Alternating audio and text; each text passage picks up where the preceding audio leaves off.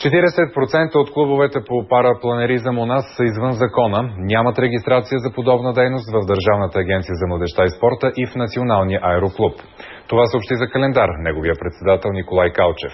19 са лицензираните въздушни клубове. Ако все пак попаднете на самозвани треньори по въздушни спортове, рисковете остават за вас, както става ясно от следващата история. Това е Огнян Соколов. Днес отново може да ходи благодарение на късмета и на лекарите в Пирогов. Историята му започва преди 2 години, когато се записва на курсове по парапланеризъм в клуб "Летете с нас". Огнян вече е взел няколко урока на хълмовете на село Бистрица до София. Трябваше да тръгна там горе от върха на този хълм. И вече когато се сурнах надолу по хълма, се оказа, че няма поддръжка от вятъра.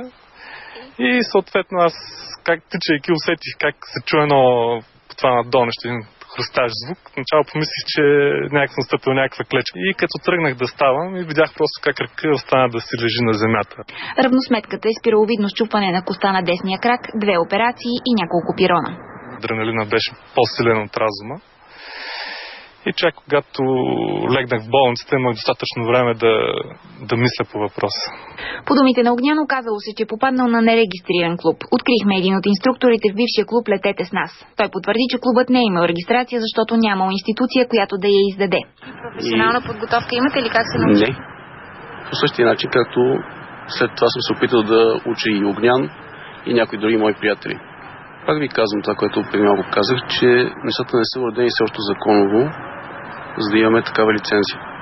19 са лицензираните школи у нас.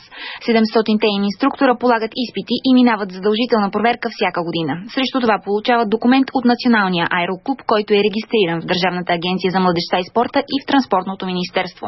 То е същото като управляването на автомобил. Не можеш да сложиш един човек, който не е виждал автомобил зад волана и да му кажа: сега карай. Всички лицензирани школи съгласуват полетите си и с ръководството на въздушното движение. Така се ограничава вероятността в района да навлезе самолет или хеликоптер. Остава отворен въпросът обаче кой контролира любител-инструкторите. В Закона за гражданското въздухоплаване не е посочена институцията, която трябва да санкционира школите фантоми. От Гражданската въздухоплавателна администрация в Транспортното министерство обясниха, че те следят въздухоплавателните апарати. Тъй като парапланерите не попадат в тази категория, няма кой да следи дейността им.